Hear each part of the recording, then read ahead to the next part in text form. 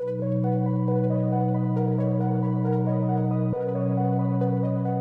just build so much resilience. The teamwork that you kind of build on is so important to be able to build relationships with people that you might not do in other aspects of life, but you do. You're put together and you learn how other people work. You learn how to get the best out of everybody. You've got a good mix of obviously the discipline, your values, teamwork, and I have to say the physical element as well. It wasn't always accepted for women to sort of go into really physical type, aggressive type sports. I mean, I came from hockey and netball where I was always, being pinged for contact, incorrect footwork and things like that. And with rugby, I just felt like I could just let go a bit more.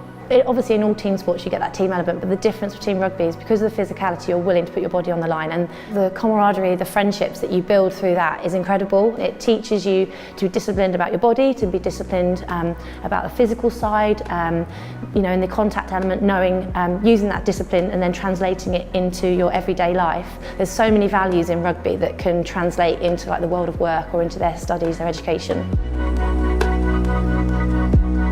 I think it's all going in the right direction. I think it's really positive to see how far it's come. I mean, the introduction of the TP15s has built so much recognition for the sport, and the way that we've been aligned with our clubs as well, like Saracens Men's have really supporting us huge amounts, and the fact that we get to use these amazing facilities, it's only going to build on from there.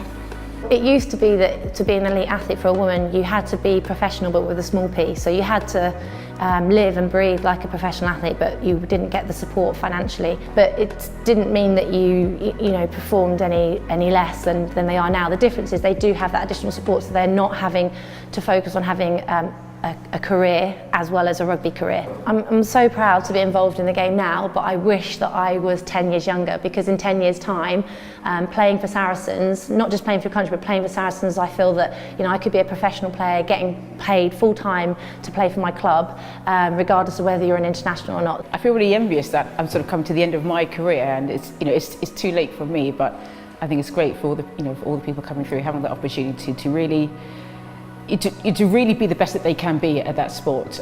They can dedicate more time to it, given a bit more with support, facilities, resources to sort of get the most out of it. So I think it's a really big step forward for us. The reality of that dream is now a reality. Like, and I was 6 years old, someone would go, what do you want to be when you're older? And I probably would have said a professional sports person or an athlete, knowing that that was never going to happen. And I think I used to probably put like 100-metre sprinter down or something, Olympic like world record holder, but it was not to be. Now I can say to a girl, no, you can be a professional athlete, you can play rugby for the love of it, you can play for your career. So that's pretty special to be able to say, and a dream that girls can now dream.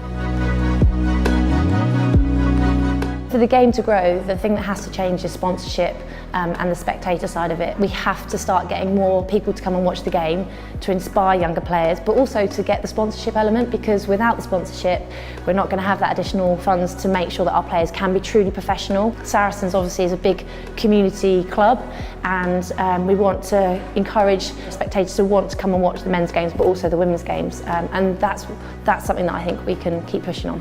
I think we've still got some way maybe to catch up with the likes of netball and football. They perhaps get a bit more media attention, a bit more respect, a bit more support. I think that's a big part of helping to grow the game, so hopefully that'll start to come.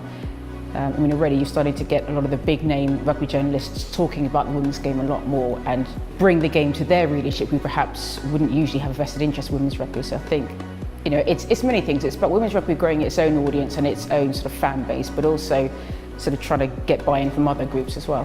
The only reason the contracts are out there is because the money is out there. The money's out there in more amounts. Could it be that filters to Saracens, that filters to other places, and we see club players feeling the benefits of England have and down. There's so many places to go, there's so much to do, but people are looking up, people are taking note, and people are changing their perceptions and changing their views on what women can do in rugby, and we're not women's rugby players, we're just rugby players.